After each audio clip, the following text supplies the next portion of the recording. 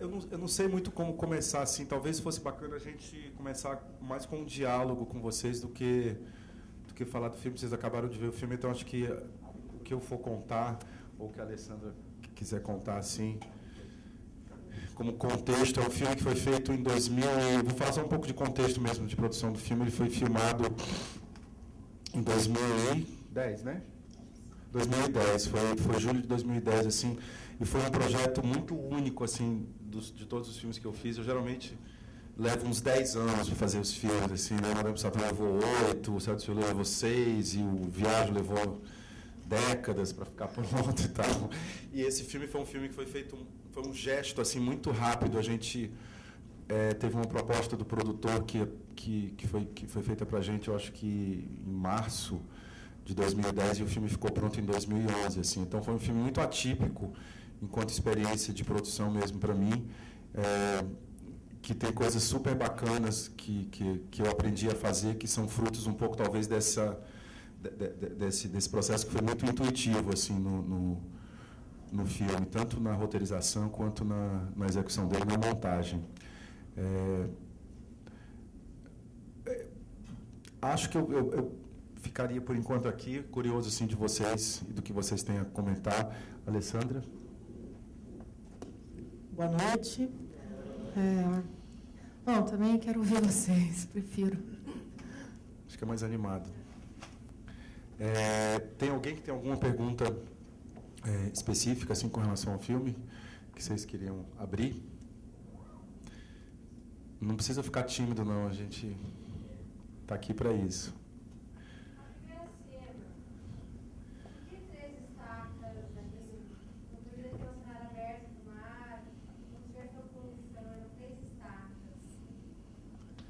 Aquilo é engraçado, né? Essa coisa de debate sobre o filme. Tem um lado que eu adoro, tem um lado que é um pouco complicado, que você vai desvendando algumas coisas que são, às vezes, meio misteriosas, até para você que fez o filme, assim. O Maurinho, quando a gente filmou, é engraçado, aquilo ali é um pedaço de plano de um plano que não foi usado no filme. Então, aquilo é um retalho, assim.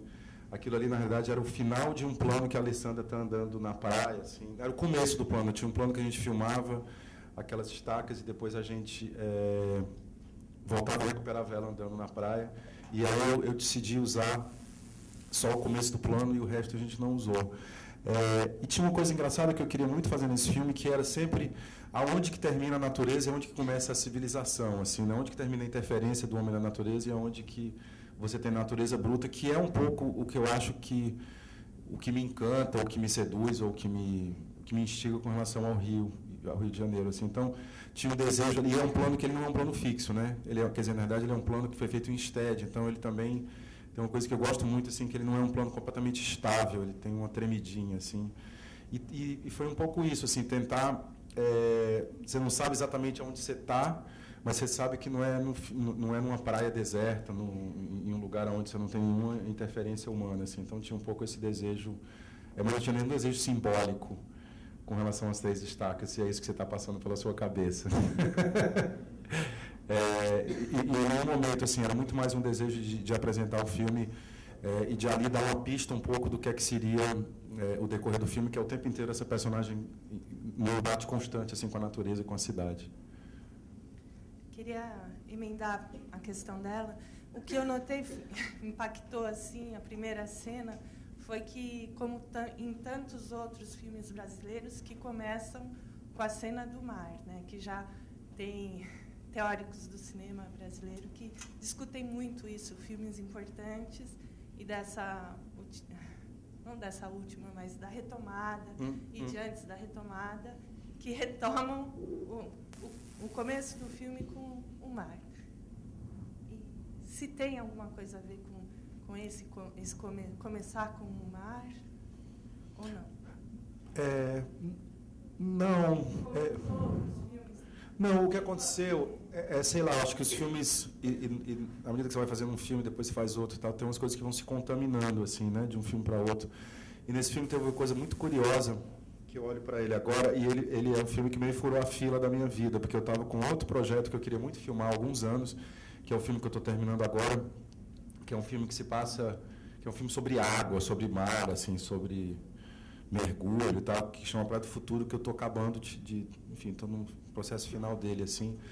E aí eu acho que eu estava com esse filme muito presente, né? Não o filme, mas o roteiro, a ideia, a vontade de fazer e tal. E aí, de novo, são coisas que não são exatamente tão calculadas assim. Então, né, elas emergem, né? E são, às vezes, fora de controle, assim, que você se rende a elas. E tem uma coisa engraçada, né, do personagem ali no começo. Eu me lembro que teve uma versão que eu acho que não começava no ar, né, uma versão de montagem. Acho que tem uma coisa que é legal dividir com vocês, assim, eu acho que nenhum filme que eu fiz na minha vida até hoje, eu acho que ele de fato não virou filme até o último momento da montagem, né? E eu acho que são coisas que eu vou sempre reescrever o filme na montagem. E é um prazer enorme que eu tenho, assim, de fazer isso, que é brincar a partir da matéria e não a partir do texto. E essa coisa de começar no mar, isso, era para ser um plano quase do fim do filme, assim, e aí ele virou um plano do começo. E a situação do personagem também na praia, eu queria muito ter podido filmar o personagem meio se afogando, porque, né, o ato, né, da partida dele, dessa decisão súbita e tal, eu tinha uma vontade muito grande de filmar um afogamento, e eu filmei um afogamento no filme novo, mas nesse daí não deu para filmar um afogamento porque era complexo tecnicamente. E o ator, que eu adorei, mas ele disse para mim que ele nadava muito bem, e aí quando a gente foi filmar aquela cena, ele ficou com medo de entrar no mar, porque o mar estava muito forte. Mas eu acho que isso traduz, de alguma maneira, naquelas ondas e tal, né? Ele fica pequenininho, assim, no meio das ondas. Então, quando a gente filmou, eu tinha convicção absoluta que aquilo não ia funcionar para traduzir a sensação, que era a sensação de afogamento, mas eu acho que ele ficou tão pequeno, né, no enquadramento e tal, que eu espero que isso tenha vindo, assim.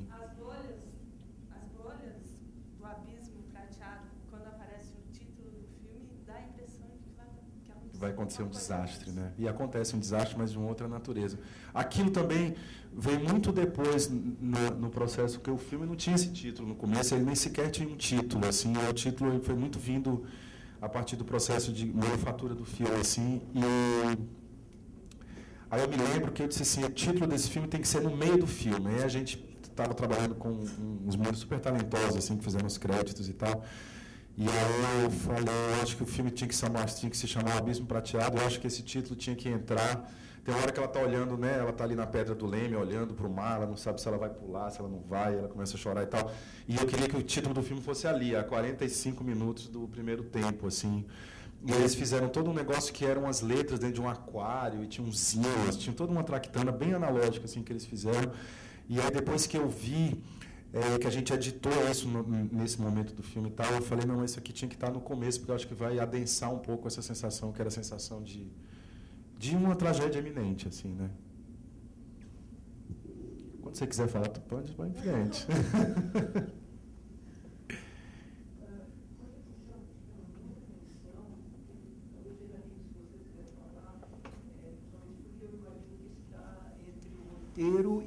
E a direção, e a sua direção, como foi filmado, são os tempos do filme, né? Porque, claro que tem um roteiro que a gente pode, né, ver nas sequências, como se desenvolve o processo dela, mas tem a questão do tempo que as coisas têm, que cada coisa tem, e que me parece muito preciso, muito trabalhado, né? Esses tempos de todas as sequências. Isso, no processo o roteiro foi feito em conjunto, isso já estava pensado ali, ou isso tem a ver com o trabalho que o filme teve na filmagem, né, e depois? Tem uma questão de rudimento, assim, né, de construção do tempo interno do filme, que é muito delicada, porque foi também uma aventura nesse sentido. Como é que você consegue construir um filme? Eu nunca tinha feito isso na vida, assim. Como é que você consegue construir um filme que se passa... Claro que o filme em tempo real se passa em 24 horas, mas ele tem muito pouca elipse temporal, né? São 24 horas condensadas em 1h30, digamos assim, né? E eu queria muito trabalhar com a sensação de tempo e trabalhar o mínimo possível com a sensação de elipse de tempo. É claro que existe elipse de tempo no filme inteiro, porque são 24 horas condensadas em 1h30. Então, mais do que no roteiro, eu acho que isso é uma operação de montagem, assim. Eu acho que a gente sempre tinha planos... e para o pesadelo de todos os meus produtores, assim, geralmente os planos que eu tendo a fazer são planos muito mais longos do que o que você vê na tela, assim. E aí depois é um trabalho de orquestração mesmo, assim, né? Como é que você cria tensão e como é que você cria tempo mesmo, ritmo, a partir de unidades temporais que são muito mais dilatadas do que estão no filme no final das contas. Assim. Então foi sempre um trabalho ali um trabalho de música mesmo, né, de construção de tempo, assim. E a gente sempre tinha partitura, a palavra não é partitura, mas a gente sempre tinha unidades que eram unidades mais largas do que ficaram no filme, para exatamente a gente poder, primeiro, não ficar refém do plano, e poder criar uma temporalidade que é uma temporalidade própria ao filme a partir do momento que ele se apresenta na tua frente, assim. Então, tinha duas questões que eram muito importantes para a gente, que era a questão do tempo e a questão de tensão, assim. É um filme que tenta o tempo inteiro não ser um filme discursivo sobre o abandono, sobre um trauma súbito, mas de ser um filme que tenta traduzir sensorialmente o que o personagem está vivendo, né, dentro desse tempo, que é um tempo de pós-choque, né? Então, tinha o tempo inteiro a vontade de entender como é que você constrói isso para que não seja chato, né? Tem sempre esse pesadelo do cinema. Será que está chato? Será que está longo demais? Será que... e, ao mesmo tempo, como é que você dribla um pouco isso através da construção de pequenas tensões que você vai executando ao decorrer da experiência do personagem. Não sei se eu respondi a tua pergunta, mas... Alessandra, para você como atriz, também essa dinâmica na filmagem foi muito significativa, essa coisa da duração, bom, por exemplo, você está o tempo todo, né? Então, e a carga que está sendo trabalhada ali não é pequena, né? E dura, né? Então, como é que foi?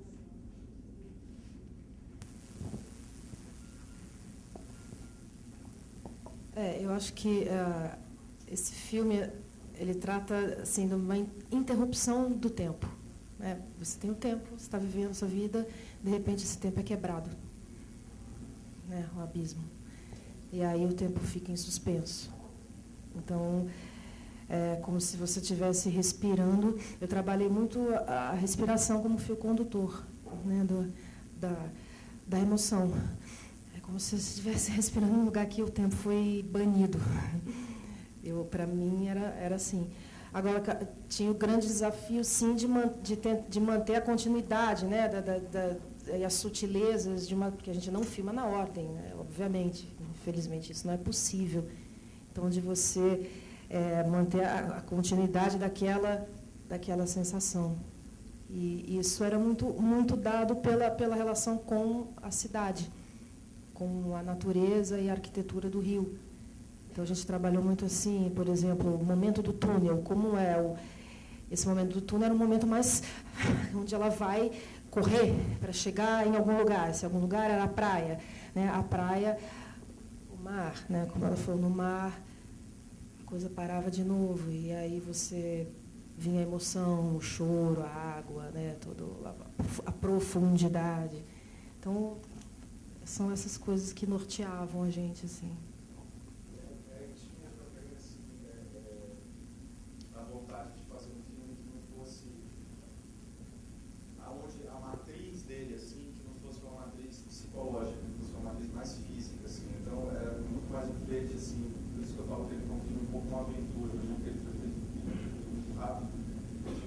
Experimentar umas coisas que eu acho que eu não podia experimentar direito. Eu acho que você não tinha uma coisa que a gente está sempre falando de experiência física e não de experiência psicológica, entendeu?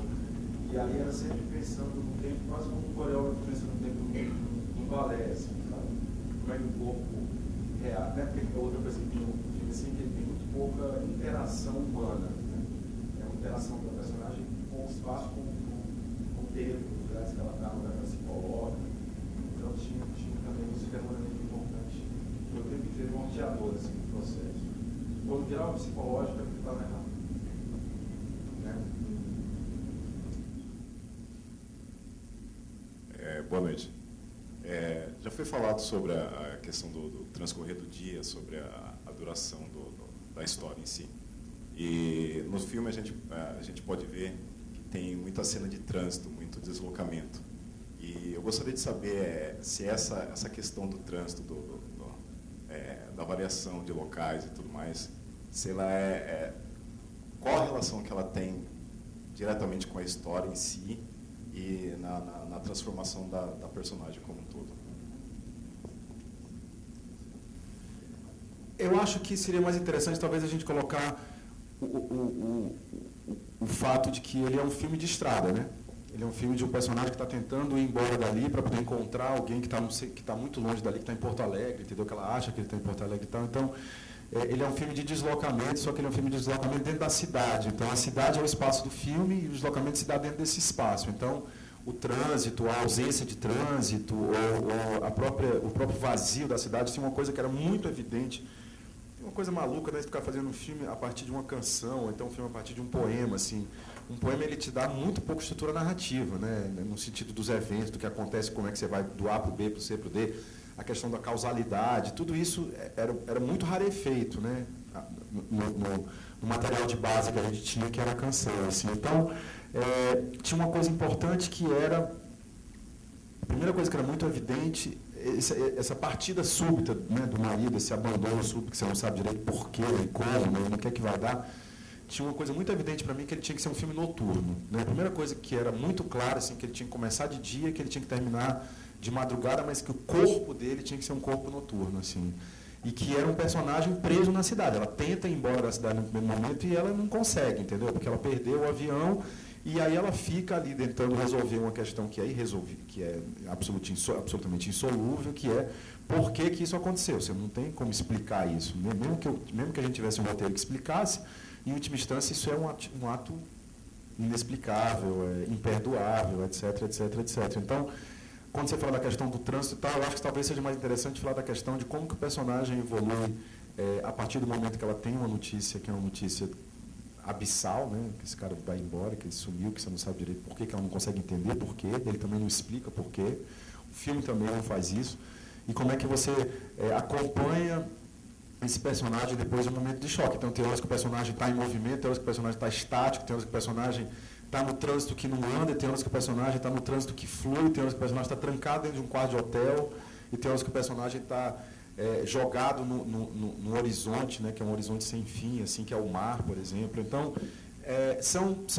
digamos que são pequenas estrofes que a gente foi construindo para a gente poder ter um mínimo de elementos narrativos para que o filme pudesse ter uma cadência mesmo, sabe? Então, o trânsito ele era importante em alguns momentos, e em outros momentos você vê que, por exemplo, quando ela está voltando do aeroporto a primeira vez, o negócio vai, depois para, né? Quando ela está indo, o trânsito está muito mais... E isso era muito medido também de acordo com o que estava acontecendo na cidade. A gente tinha um mapa temporal do filme, assim, a continuista tinha... Eu disse assim, tal coisa aconteceu a tal hora da noite, tal coisa aconteceu a 2 minutos e 38, entendeu? Você tinha que ter esse mapa o tempo inteiro, inclusive para você ver como é que isso se espelhava na própria circulação da cidade, né? Então isso foi muito calculado, e o desejo era sempre de tentar não só espelhar, mas usar isso dramaticamente. Assim. Ela vai para o aeroporto na hora do rush, entendeu? Ela não consegue chegar porque não sei o que, quando ela chega lá o avião já foi. Então quando ela volta o trânsito é muito mais fluido, né? E aí depois ela anda, né? Tem uma grande parte do filme que ela está andando pela cidade. Assim. Não sei se eu respondi a tua pergunta. Me parece que nesse corpo a corpo dela com a cidade, que ela encontra, tem muitas pessoas na rua, sempre tem gente, tem trânsito, parece que isso cria uma ligação mais forte com o real. Assim. Você acha que isso é importante para a narrativa? Não, eu acho que não. Eu acho que ele é um filme naturalista, claro, né? Não tem ela não voa e, né, assim, estão sempre dentro do registro real ali e tal. Mas eu acho que o real ele não é exatamente, ele não dita o filme, né? Eu acho que ele é uma condição, mas ele não é um fato determinante, assim. Tem um monte de coisa que a gente tentou fazer no filme, assim, que para mim de fato foi uma aventura, assim. A gente brincou muito ali no trapézio, né? Tem uma coisa meio de trapezista desse personagem, tá sempre tendo na corda bamba, e o filme também, né?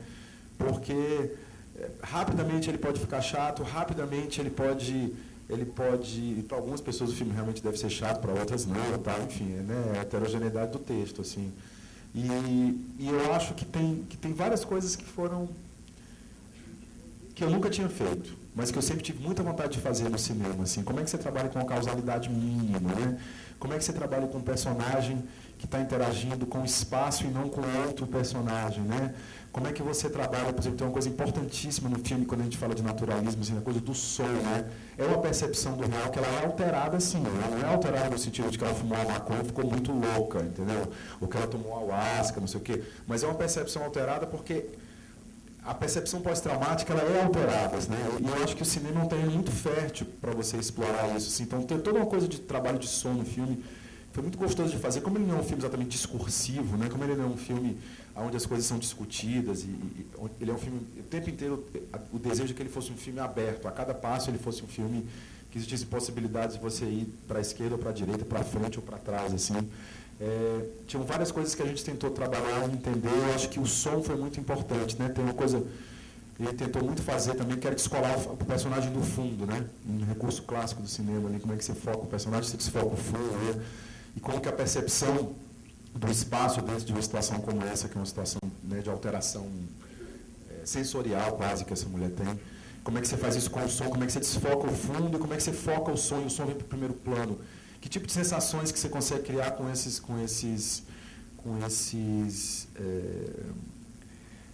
elementos que são elementos essencialmente, né, do cinema, assim. Então, acho que tem uma coisa o tempo inteiro do filme, tem horas que eu acho que dá mais certo do que outras e tal, mas teve uma coisa muito prazerosa de fazer esse filme, que foi experimentar coisas. Eu não acho que ele é um filme experimental, seria muito pretensioso dizer isso, mas eu acho que ele é um filme onde processos de experimentação, de narração, foram exercitados, assim. Tanto eu acho que no sentido da direção, como no sentido da interpretação também, né, Alessandro?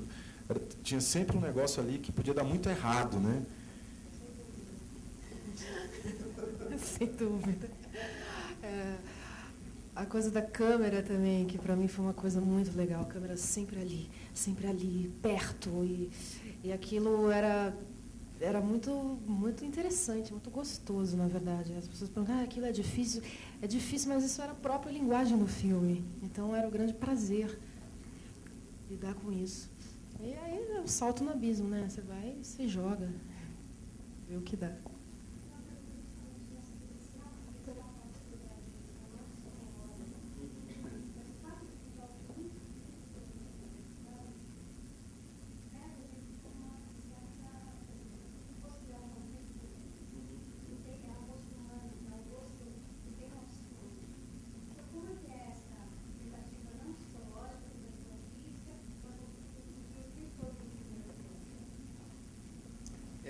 Posso falar uma coisa? É engraçado, né? Para mim, e isso tem sido dito, e eu não tinha me dado conta não, assim, e assim, na medida que o filme vai existindo, que se escreve sobre o filme, que se comenta sobre o filme e tal, eu sei que vai parecer um pouco absurdo, assim, mas para mim eu nunca imaginei esse filme que ele era muito em primeiro plano, assim.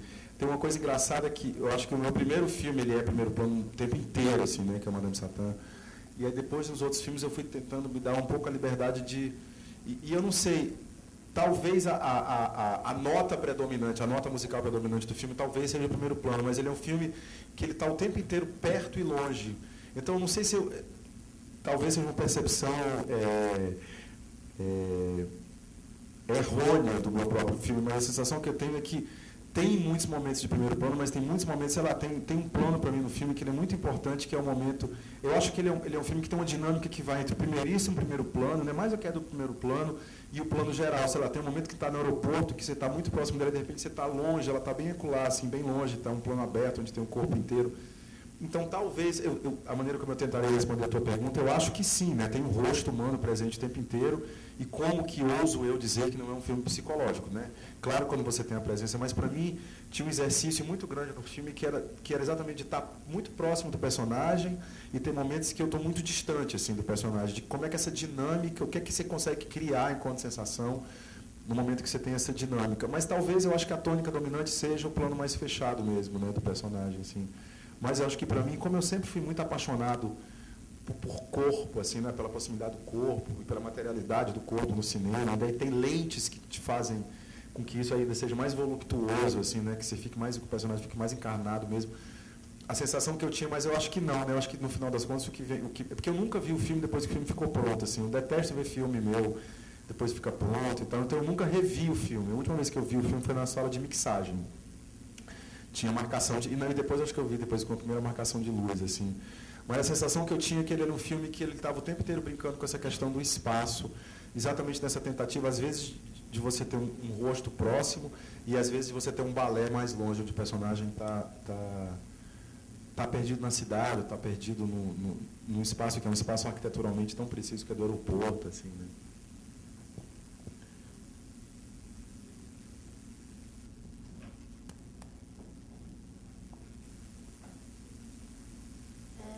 Me mandaram uma pergunta por SMS, então, desculpa, mas...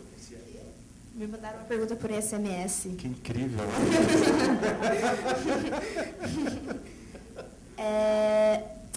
Alguém que viu o filme, que teve que sair mais cedo e que queria fazer uma pergunta. Ok. Sim. Tá bom. No filme O Marido da Mulher, o tempo é muito grande e todas as cenas dele são explorando o corpo. Você pode perguntar o porquê disso? Nesse sentido... Eu vou fazer uma pergunta que cola nessa, que é por que o filme começa com o marido? Tinha, nessa coisa assim de experimentar coisas que eu não tinha experimentado antes, tinha uma coisa muito importante para o meu filme, que é a questão da construção do protagonismo. Numa dramaturgia clássica, normalmente você tem um protagonista que vai do começo ao fim, tem um arco do personagem, o personagem que se transforma, o que ele aprende, enfim, questões de dramaturgia clássica, cinematográfica. E nesse filme eu tinha muita vontade de fazer um negócio que era uma passada de bastão de protagonismo. Então, ele tem uma construção muito clara nesse sentido, que é... Ops, tem algum celular tocando aí? Que o filme começa com ele, né? E o filme, assim, a alma do filme, né? O motor do filme é a ausência dele. Então, para responder a pergunta do SMS primeiro, era importante encher para esvaziar. Então, para mim, era sempre muito importante, antes de qualquer coisa nesse filme, que esse filme começasse com um urso, né? O cara é um urso, entendeu? Ele é pelutão, ele é grandão, tem um peitão, né? E era muito importante que fosse um urso que foi embora, sabe? Assim, para você sentir que vazio. E aí o vazio, né? Quando você tem um cheio, o vazio é mais fácil de criar. Então, isso era muito importante, porque o corpo dele, porque que ele é filmado daquela maneira e tal. E depois tinha uma vontade muito grande de começar o filme com um homem, de entregar o filme para uma mulher, entender como é que essa mulher vai reagir à ausência desse homem, e de terminar o filme com um homem, né? O filme termina de novo com um cara que é um pouco o oposto dele. Eles são grandões, assim, né? O Thiago também é grandão e tal, mas é um outro tipo de grandão. Um grandão que ele é muito mais juvenil do que o personagem que está no começo, não só por uma questão de idade, mas por uma questão de própria aura dele, assim. Então tinha uma vontade grande no filme de que fosse um filme que fosse quase um... Como é que é aquelas corridas que as pessoas ficam...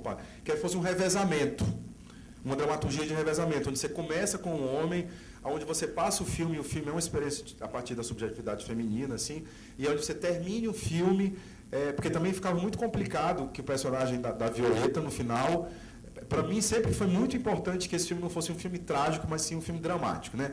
Onde o personagem que tivesse algum perfume de redenção no final do filme, mas não dá para ser um perfume muito forte, porque a mulher acabou de ser abandonada, não tem nem 12 horas, entendeu? E aí, como eu achava que isso era um pouco inverossímil, assim, aí eu tentei que no final o filme voltasse para as mãos de um protagonista masculino, que é o personagem do Nassir e da filha dele, que são, né, um pai e uma filha, e que o filme liberasse a Violeta para ela viver a vida dela e que a gente pudesse seguir com esses dois personagens e imaginar um pouco o que seria da vida deles dali para frente. Daí tem, né, falando em simbologia, tem o negócio da ponte, atravessar a ponte, não sei o quê, alguns códigos que são clichês cinematográficos que a gente tanto ama, que dão super certo, assim. Então, tinha tudo isso, mas eu acho que por que o começo e por que o corpo dele, de novo, não me interessava muito discutir se ele foi embora porque eram 14 anos, eles não transavam mais, ou porque era 14 anos, ele queria uma outra vida, ou porque se ele teve uma middle-life crisis e que ele tinha que ir embora e tal.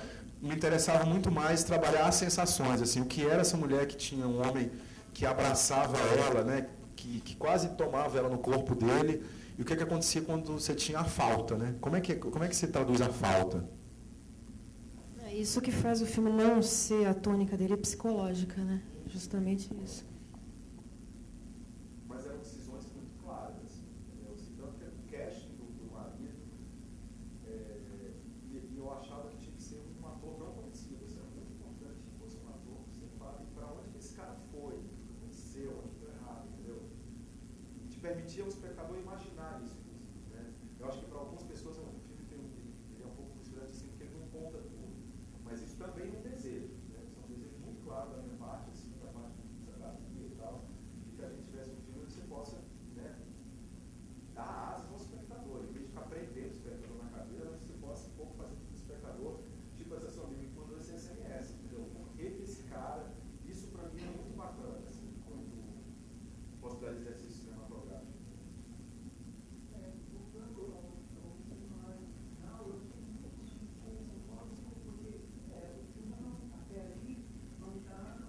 está construído, não foi construído com a ideia de encontros, né? Pelo contrário, né? Então, tudo que é o filme, você falou que tinha exatamente esse desejo. E eu acho incrível como quando entra esse personagem, e justamente ele entra com uma nitidez muito grande, aí até a relação que você fez do homem do começo, o homem do filme, né? Que é uma pessoa grande também, mas ao mesmo tempo com um controle muito fino, como se ele estivesse muito presente e vivo, a gente sente o personagem, mas o filme não e depois acompanha, né? Mas ele, digamos, ele também não entra nessa coisa do psicológico, ou sequer de a gente saber, ter algum tipo mais de precisão. Quer dizer, é como se fosse um personagem muito rico, com uma presença muito nítida, mas se você pensar, ele não tem recheio dramatúrgico nenhum, né? E esse equilíbrio que está presente na concepção desse personagem é impressionante como ele está no filme todo, né? Em vários detalhes, essa coisa de que quando parece que vai chegando numa coisa que você sente que é significativa, que tem força, mas aí não se espraia naquilo, pelo contrário, guarda, né? Guarda, fica escondido. Tem uma coisa que eu acho que é super importante, assim, falando de dramaturgia, que é essa coisa da exaustão do significado, né? Tudo significa, esse significado é muito legível, é compreensível.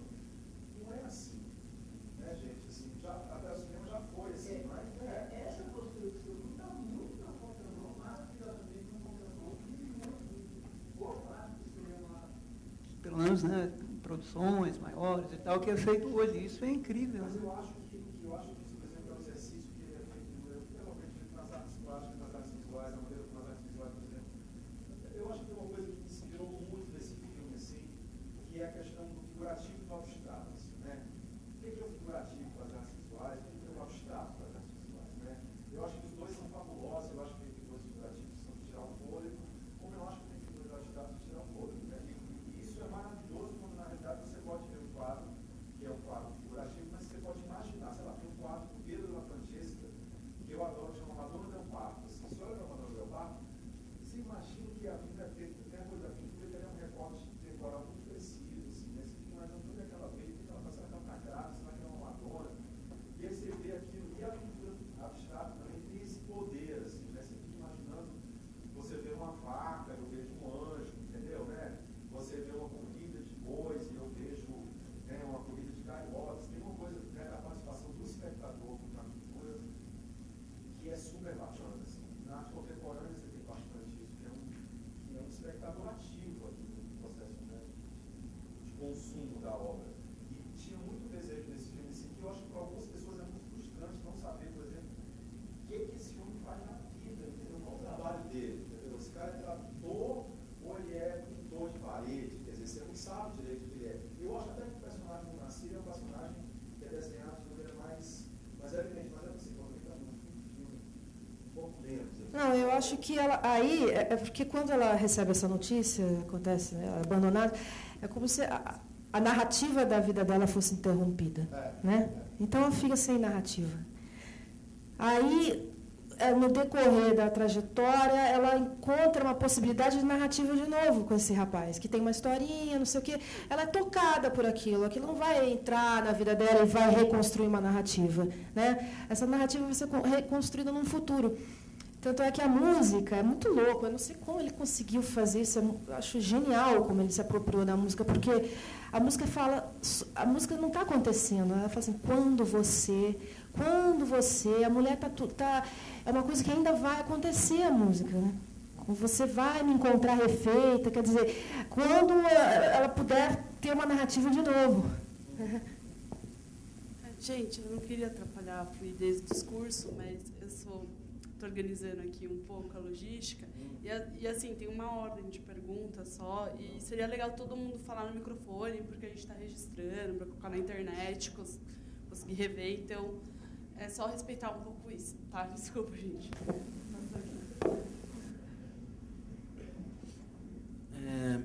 Queria perguntar sobre aquela cena do aeroporto, que tem, no momento que o rapaz começa a cantar, ele não cantou na hora do plano, né? Que ele tá claramente o rosto dele não está cantando absolutamente nada. Você vê ele e a menina, assim, em alguns momentos, só no final que parece que ele está cantando para... Você tem certeza que quer falar disso? Vamos falar disso. Você quer acabar o mistério do filme, tá bom, vamos falar disso, tá bom, vamos lá. E a outra coisa é a questão dos personagens secundários.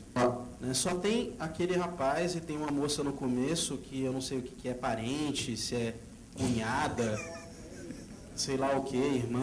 E é um diálogo truncado que não se ouve por conta da coisa. Essa questão de não querer psicologizar, não querer... E a questão das ações secundárias também, de não ter muita ação secundária, não sei olhar para lá, olhar para cá. Deixa eu começar então com a coisa do final, né, o negócio do menino cantando. Não acho que isso tem uma relevância no nosso debate, mas já que você perguntou, vamos nessa. Eu acho assim, ele cantou, mas ele cantou baixo, porque aquele espaço é muito grande, então ele foi dublado depois, mas ele cantou aquela música assim, e aquilo ali é uma dublagem que foi feita para poder que a projeção de voz dele de fato preenchesse aquele espaço de uma maneira um pouco mais encorpada, né? Mas, enfim, dito isso, tanto faz, né? E aí, com relação àquela mulher no roteiro, ela era cunhada dele. Mas aí, quando a gente filmou, primeiro que eu disse assim, o que importa? É legal que você imagine. Você achou que ela era o quê? Ótimo.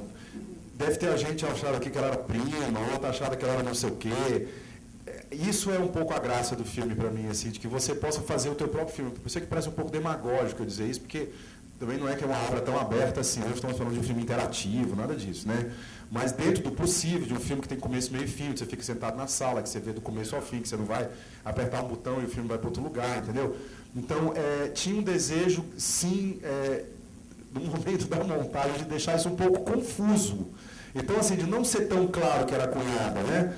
E aí tinha uma outra coisa que era importante, que era o negócio do barulho. Para filmar aquela cena ali, que você não está entendendo, foi uma maluquice, porque a obra tinha que parar, depois a obra tinha que voltar.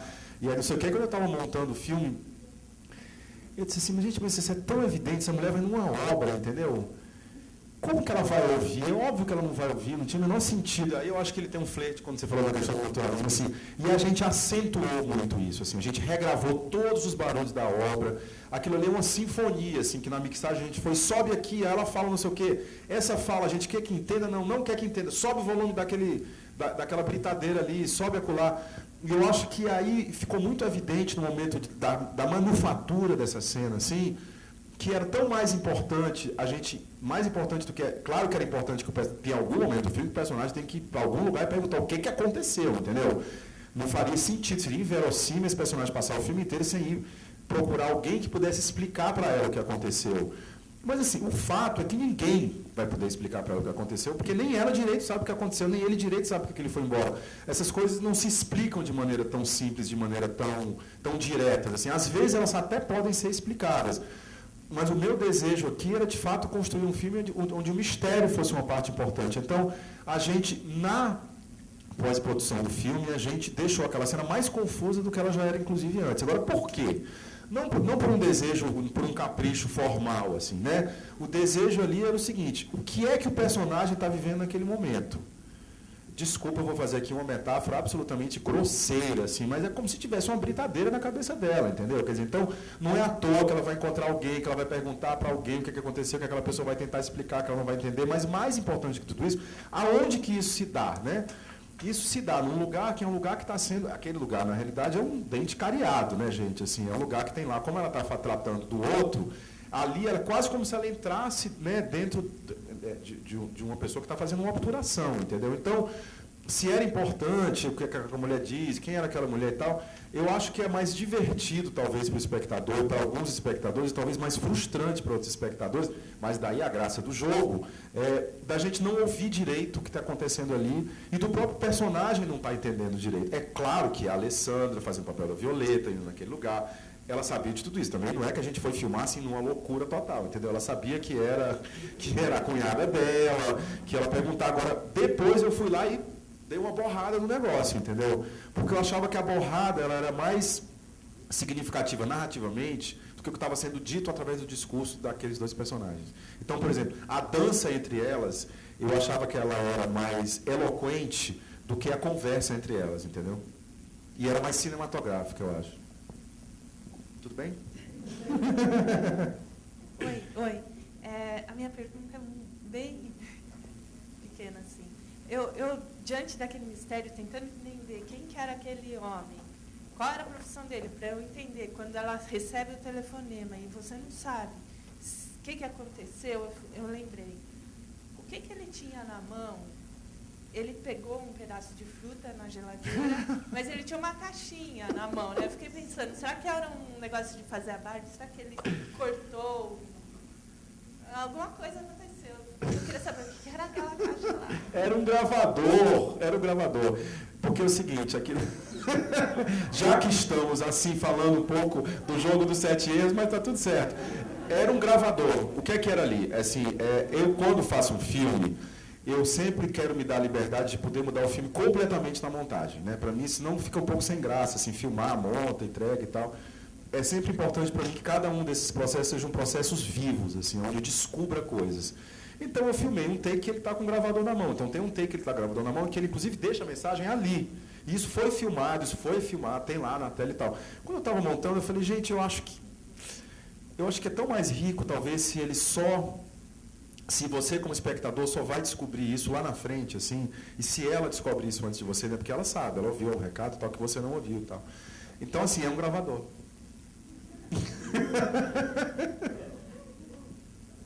Mas é interessante, porque quando a gente foi montar o filme, a montadora dizia assim, vamos ver que é um gravador.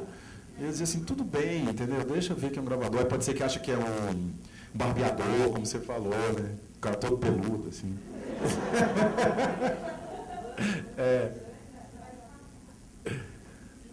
Não, tinha a grande questão de quando ela recebia o telefonema, né? Como a gente não conta exatamente que estava aquela mensagem, que assim, a gente tem que ter cuidado para não achar que ele morreu, né?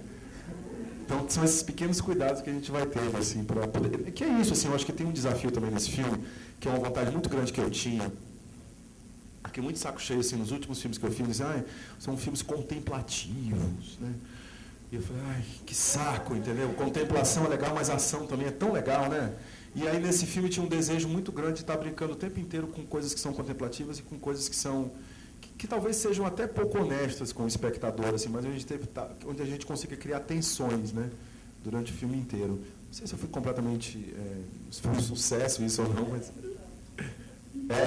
Que bom. Ele falava para mim assim, né, esse filme é um filme de ação, é um filme de terror. Foi legal, isso foi legal. Mas tem uma diretora argentina que eu adoro, assim, que é a Lucrécia Martel, ela é muito bacana, assim, ela tem o tempo inteiro, entendeu? Tirando uma onda desse negócio de cinema de gênero, né? Porque, gente, cinema de gênero é ok, entendeu? Mas esse negócio de 2013, entendeu? Que é legal fazer o gênero, tal, de vez cabeça para baixo, brincar com o gênero, né? E nesse filme tinha uma vontade muito grande disso, assim, né? De não haver uma recusa, né, dos códigos do gênero, de diferentes gêneros cinematográficos, mas, na realidade, brincar com eles, né? Não levar isso a sério, assim, e de usá-los enquanto uma estratégia para você conseguir construir uma relação com o espectador, né? O espectador não dormir, por exemplo, entendeu? Enfim, coisas dessa maneira.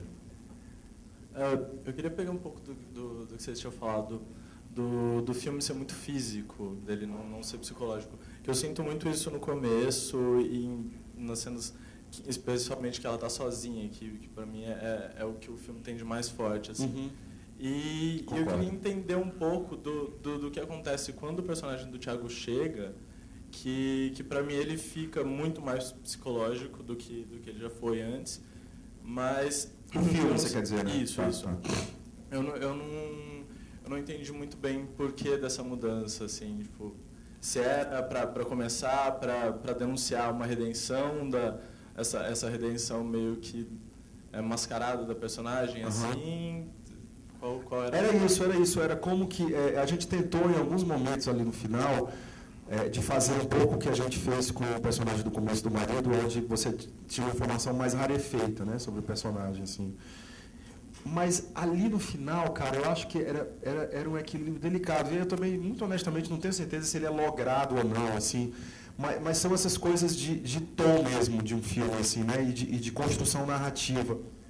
para mim, chegou ali um momento que eu acho que era importante a gente dar um pouquinho mais para o espectador, assim, sabe? E o personagem, você sabe que ele é um personagem que foi separado da mulher, que está indo embora para o Nordeste, que pinta parede, que é cantor, não sei o quê. Ele é cheio de informações, esse personagem, mas eu achei que ali no final, eu acho que era importante ancorar o personagem com uma tipologia narrativa que era bem diferente do que eu tinha feito com o marido. Te respondendo honestamente, se foi a melhor escolha, eu não tenho certeza. Assim, talvez se eu fosse remontar o filme hoje, talvez pudesse ser mais bonito, a gente rarefazer mais de informações. Não tenho certeza disso. Isso é uma das questões assim, que ficaram comigo, né, depois do filme. Para mim, assim, é ótimo quando ele aparece. Não, porque eu acho que é uma hora que ela começa a ser tocada de novo pela presença do outro. E um dia ela vai se recuperar, vai voltar a ter uma vida normal, como o outro ali.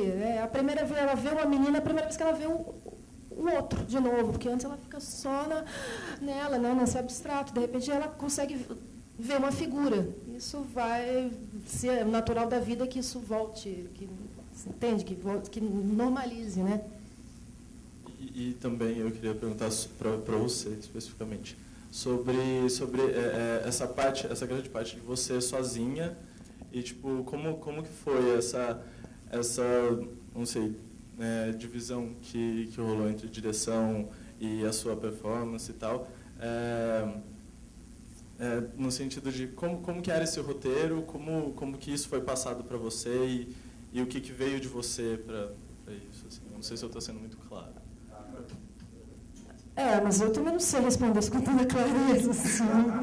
Acho que tudo. Não, porque a gente, eu fui ouvindo o carinho, a gente foi conversando, a gente foi chegando nesse lugar da onde eu partiria, que eu habitaria, né? A gente foi isso antes do filme, né? Lendo cada cena, onde que ela está agora, né? Onde que eu digo assim, que sensação que ela está agora. E aí a gente vai trocando, né? Eu vou ouvindo e ele ia lá, ele ia olha, um pouquinho mais, um pouquinho menos. É uma coisa assim cirúrgica, né? É como se fosse um maestro, sei lá, tocando o negócio. Ele, sabe? Eu sentia muito isso, ele como um maestro ali, me conduzindo. Tinha um negócio de música mesmo no filme, né? Que é o negócio do tal do desafinar, que é uma expressão muito musical, assim, né? Então era sempre como é que afina isso aqui para afinar acolá e tal. E o roteiro, ele era todo escrito, né? O roteiro era muito escrito, assim. A Bia é uma autora literária, né? Autora do roteiro, assim. Então, ele era muito mais escrito até do que um roteiro tradicional, onde você só tem descrição de ação, aquele roteiro seco, assim, né?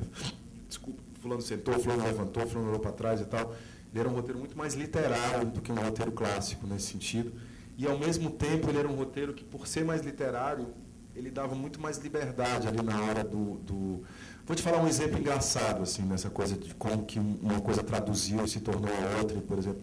Tinha uma cena que estava no roteiro desde o começo, cara, que ela chegava em casa e que ela começava a furar o sofá com uma faca. Ela pegava uma faca e começava a furar o sofá com uma faca, e a gente ensaiou isso, lembra, Alessandro? E aí tinham 6 poltronas, porque tinha que furar 6 vezes, entendeu? 6 takes e tal. E eu cheguei no set, e era esse lugar que a gente chamou, tinha um negócio que sempre me encantou muito, que era um tal de um jardim de inverno.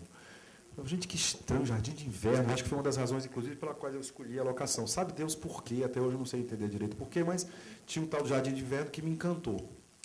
E aí, quando a gente ensaiou, no papel, a coisa dela furar o sofá era lindo, assim, né? A maneira como a Bia escrevia, como ela descrevia a ação, assim... Era super bonito. Aí, quando a gente ensaiou, você lembra que eu falei... Tá errado, tem alguma coisa errada aqui, tem alguma coisa errada. E aí eu comecei a olhar para aquelas plantas, né? Aquelas plantas naquele lugar. Eu falei, Alessandra, começa a tirar essas plantas, espalhar essas plantas por dentro de casa, assim, né? E a cena é isso. A cena é ela tirando a planta, botando em cima não sei do que, voltando não sei para onde e tal. Então, são coisas que você vai... Não sei, eu acho que aí cada um tem seu jeito de trabalhar, né? Cada um tem seu jeito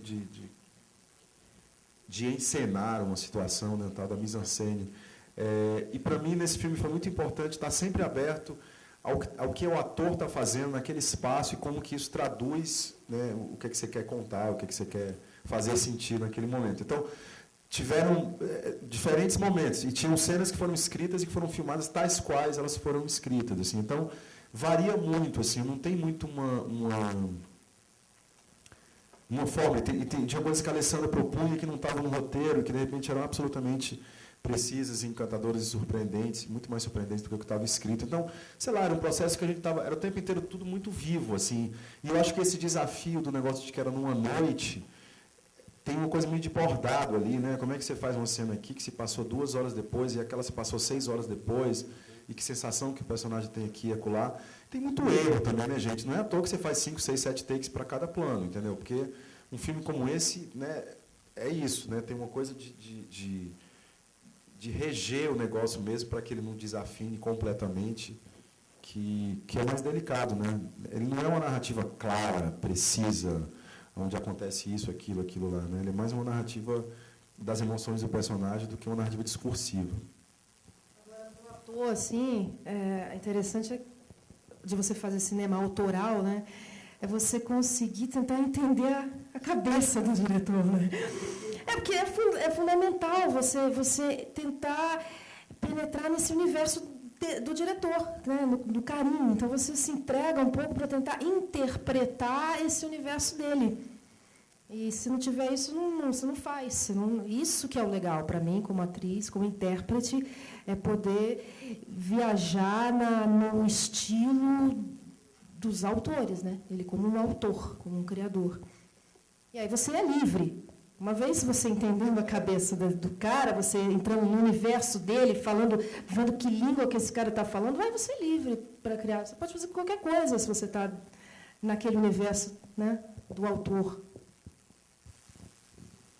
Aqui. Já que entramos na cabeça do Karim, vamos continuar, né?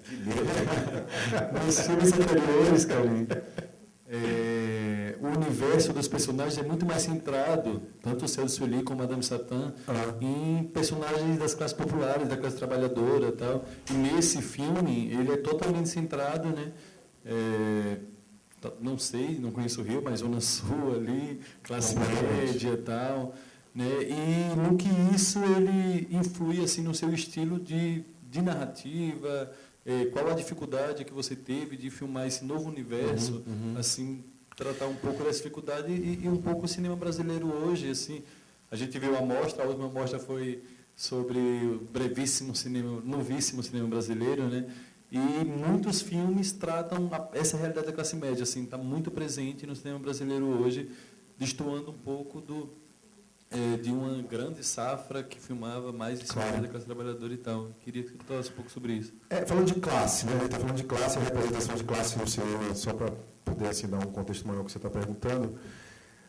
Eu falei muito disso hoje, a gente passou de hoje das entrevistas sobre o filme e tal, e esse filme, para mim, eu consegui fazer um negócio que eu acho que eu nunca ia conseguir fazer na vida, assim, mas que ele foi um passo importante, pessoalmente, assim, para mim. Os filmes, o primeiro e o segundo filme, os meus curtos, assim, eram, de alguma maneira, sempre sobre personagens de exceção, né? E não só eles eram sobre personagens de exceção, mas eles eram filmes que tinham um gesto político maior, muito claros, assim, né? O Madame Satã estava falando de exclusão, né? O Céu de Sully estava falando de um negócio muito claro ali, que era a questão da migração, da pós-migração, da condição feminina, dentro daquele contexto, assim. E eram filmes muito necessários nesse sentido. E o tempo foi passando e o país foi mudando, ele não mudou tanto assim, mas ele mudou significativamente. E eu comecei a me perguntar umas coisas que eram o seguinte, e a classe média, né? Ninguém fala, não é que ninguém fala, se fala, existe um cinema que fala da classe média e tal, mas talvez ele não seja o cinema que tenha mais visibilidade, né, nos últimos 10 anos, assim.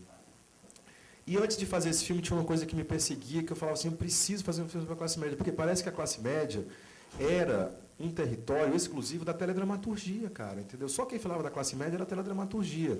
Enfim, não só da classe média, né? Eles falam de ricos e da classe média.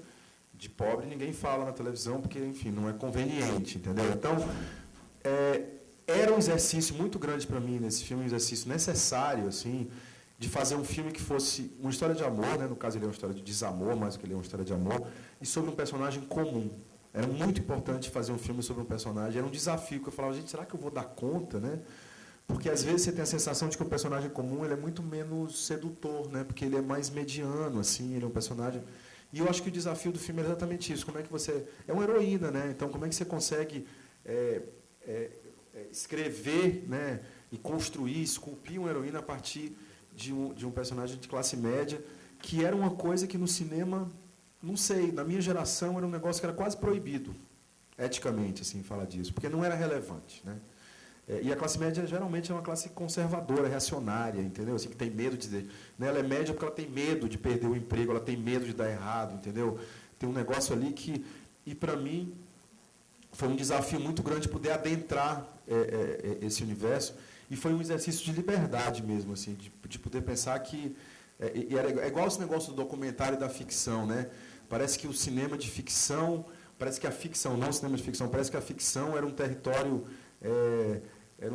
privado da dramaturgia, e que a gente tinha que fazer coisas que eram reais, que eram documentais, entendeu? E isso é muito sufocante, assim, né? Isso não é exatamente o melhor terreno para você estar enquanto um artista, assim, né? Enquanto alguém que está pensando o mundo, que está refletindo sobre o que é o mundo e está sendo crítico do mundo também ao mesmo tempo. Então, acho que esse filme ele vem muito nesse momento, assim, e não é à toa que ele foi feito em 2010, ele não foi feito em 2001, né? Ele também é um retrato do seu tempo, assim, né? E ele é um retrato de um cinema que talvez se permita adentrar determinados terrenos que a gente não se permitia há 10 anos atrás e que a gente talvez não podia, né?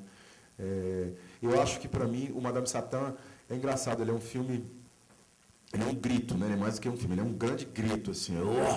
E ele para mim, era um grito necessário, assim. Era um grito onde eu olhava para um país e que eu dizia, olha só, gente, está aí. Como é que nunca foi feito um filme sobre um personagem como esse, assim? E é engraçado, o Abismo Prateado ele vem 10 anos depois e ele fala de um personagem que vem de um contexto que é completamente o oposto, né? Ele é um personagem integrado, um personagem que é um profissional liberal, entendeu? Que acabou de comprar um apartamento, está reformando, que é heterossexual, né? É um filme sobre macho alfa e fêmea beta, né? Assim, né? O personagem, então, tinha uma vontade também de dizer, eu também posso falar disso, entendeu? Nada, meu filho não podia falar nada. Trabalhava, eu era escravo. Não, estou brincando, estou brincando. Não, estou brincando. Não, mas aquilo que eu falei, a gente tinha que estar compreendendo tudo ali, né? Não podia estar lá sem saber de onde eu estava. A gente tinha que estar falando a mesma língua, senão a gente ia dançar. E a gente conseguiu isso. Quer dizer, eu acho que o Karim também, ele me escolheu para fazer esse filme, porque intuitivamente ele já achou que eu poderia... que a gente podia se entender, né? Ele me conheceu do meu trabalho e falou assim, eu quero trabalhar com ela, porque ele intuiu que pudesse dar certo, né? Eu acho que tem uma coisa da relação, né, do ator e do diretor, que cara, é igual ao sexo, bicho, entendeu? Você tem que olhar e você fala assim, não, é verdade. Pega na minha mão, o negócio você pega na minha mão. Tá certo, né? Então, assim, eu acho que é sempre uma relação que é muito pautada, eu diria, pelo desejo mesmo, assim. Eu olhava para a Alessandra e aí, sabe, outra coisa que eu acho que era muito importante no filme também é que a gente tinha uma comunicação muito íntima mesmo, assim. Eu nunca cheguei para a Alessandra e disse, faz ali, anda mais para lá porque é melhor. Não, a gente tinha um afinamento ali, né? Que era um afinamento, e claro que era um trabalho colaborativo, entendeu? A gente sugere e o ator preenche, entendeu? Agora o ator preenche do jeito dele, o ator traz o que ele tem, senão, né, a graça de trabalhar com ela é porque é ela, né? E que não é outra pessoa, é porque é a Alessandra fazendo aquele papel, entendeu? Então, esse afinamento é um afinamento que é necessário, e eu acho que tem uma coisa da confiança, assim, né? Pô, é demais, entendeu? Né? Confiança que total, entendeu? Que ela teve em mim, entendeu? Porque cada coisa que eu pedi para essa menina fazer, né? Que putz grila, entendeu? Assim. Mas eu acho que isso é, de fato, a única maneira que você pode construir, a única dinâmica que pode haver entre um ator e um diretor. Senão entendeu? Faz desenho animado. Senão bota o ator na pós, né? Faz desenho animado.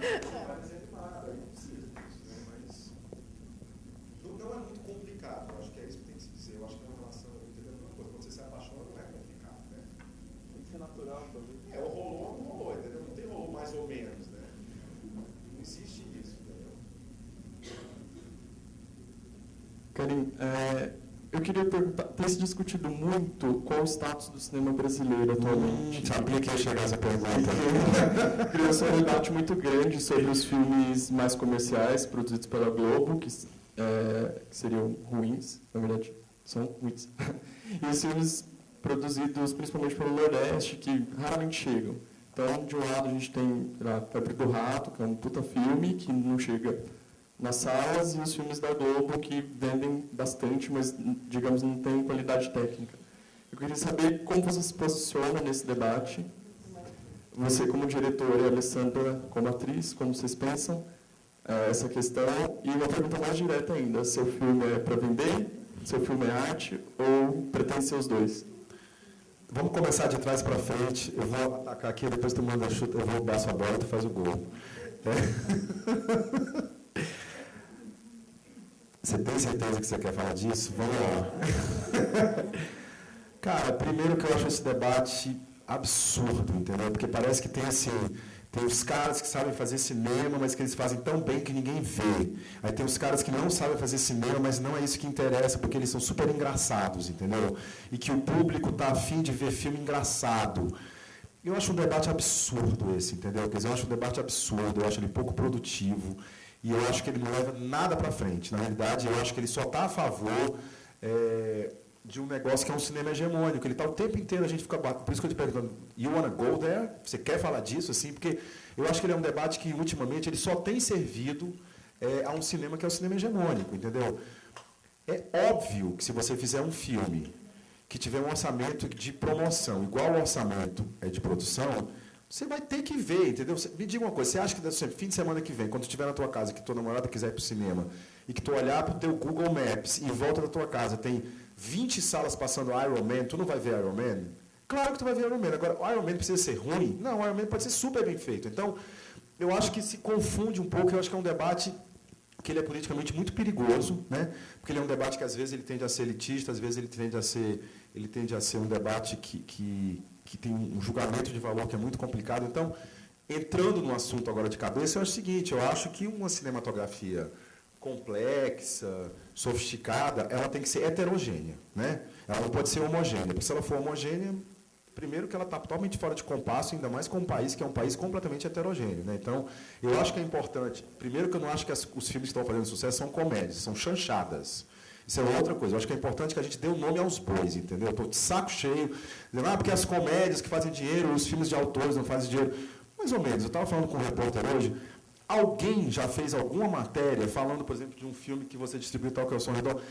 Em quantos países que o Som ao Redor passou? Alguém já fez essa conta? Não, a única conta que eu vejo é que tem um filme que chama não sei o quê para o ar, que não sei quantos milhões de pessoas viram. Isso não é debate, entendeu? Isso é deformar um debate. Assim. Então, eu acho que o debate ele é mal colocado.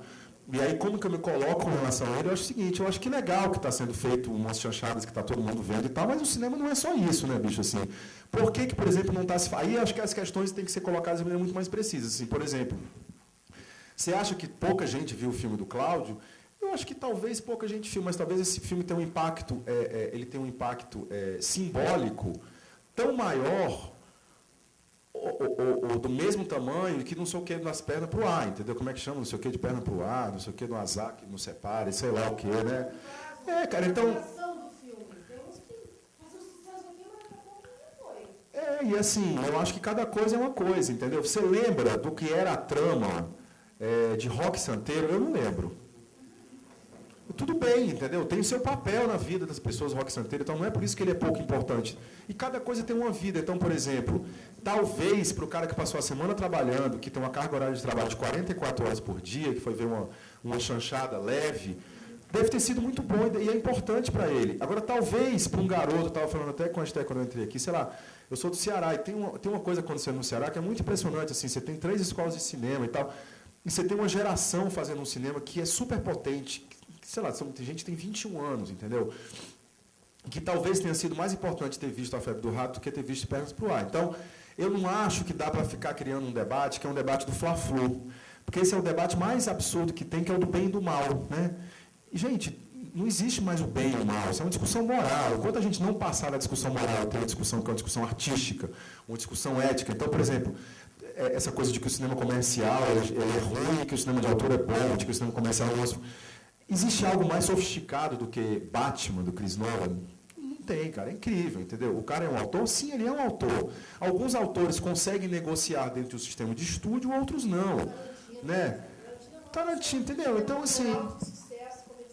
Então, eu acho que esse debate é um debate que ele é muito perigoso, eu acho, sabe? Eu acho que os dois cinemas são importantes. Agora, não é porque um filme na bilheteria do cinema ele fez 6 milhões e o outro fez 100 mil, que, né, e o que eu acho que isso é muito delicado, que a gente tem que ter muito cuidado com esse debate, cria um debate promovido por meios de comunicação hegemônicos, e que sabe o que acontece? Pode ser que daqui a 3 anos o Cláudio Assis não possa mais fazer um filme, e isso é um problema. Aí we have a problem, entendeu? Isso é um problema grave, porque aí eu acho que a gente está criando um cinema que é homogêneo e não heterogêneo. Isso que a gente tem que ter muito cuidado. E quando o debate é colocado nesses termos, isso pode acontecer. Todo ano tem um jornal que você vai abrir, todo ano, no dia 20 de janeiro, geralmente é a mesma data, cara, que o mesmo debate, é sempre esse o debate. Eu nunca vi esse jornal fazer um debate que é o seguinte, quantos espectadores Cinema Aspirinas e Urubus fez nos 20 países que eles foram vendidos? Você já viu isso ser colocado no debate público? Eu nunca vi. E isso é um problema, entendeu? É a maneira como o debate é colocado, mais do que o debate em si. E aí eu acho que ele é nocivo. Não, acho que você falou tudo. Agora, há que se combater também a tirania, né? Porque existe uma tirania de estilo, tirania, cinema tem que ser, você tem que ser entretido, né? Cinema é entretenimento, contar uma historinha, e é isso, isso é tirânico, né? Cinema é muito mais que isso, né? Não vou falar isso para vocês, vocês estudam cinema, vocês sabem mais que isso. É também isso, mas cinema pode ser muito mais.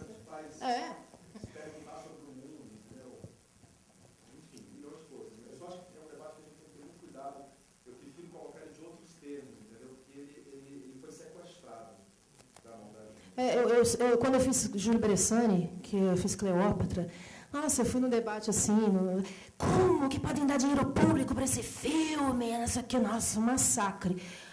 O Cleópatra está distribuído na Europa inteira, passa na RAI, tem artigos de jornal no mundo inteiro falando, citando citando filme. Quer dizer, então é muito relativo isso, né, de que fez quanto de público? Não, mas peraí, está levando o nosso cinema lá para fora, a duração do filme é muito maior, né, em termos de consistência de anos, ninguém vai estudar na faculdade. Então, vamos ser mais inteligentes, né? E esse exemplo é maravilhoso, assim, gente. Eu acho que um país que tem um cara que chama-se Júlio Bressani, esse cara tinha que ter dinheiro para filmar todo 2 anos, entendeu? Ainda mais que é um cara... Quanto custa um filme do Bressani, gente? Custa nada, você está entendendo? Então, assim, eu acho que um país sério... E você tem muita gente assim, não é só o Júlio Bressani, entendeu? O nosso cinema ele é o que ele é hoje por causa do trabalho do Júlio Bressani. E o Júlio Bressani devia estar filmando todo ano, você está entendendo? Então, assim, é por isso que eu acho que esse debate ele tem que ser discutido de uma maneira mais complexa mesmo, assim, né? O que é o imaginário brasileiro, assim? Vai passar um filme do Glauber Rocha hoje, sabe? Porque vão 10 mil pessoas verem que o filme não é relevante, né? A gente tem que ter muito cuidado com isso, porque o Júlio Bressani não está conseguindo filmar. E isso não está certo. Isso está errado, entendeu? Isso não está certo. Pessoal, eu queria agradecer a presença de vocês, encerrar o debate por aqui. Muito obrigado pela presença de vocês, muito obrigado ao Karim e à Alessandra por terem aceito esse convite.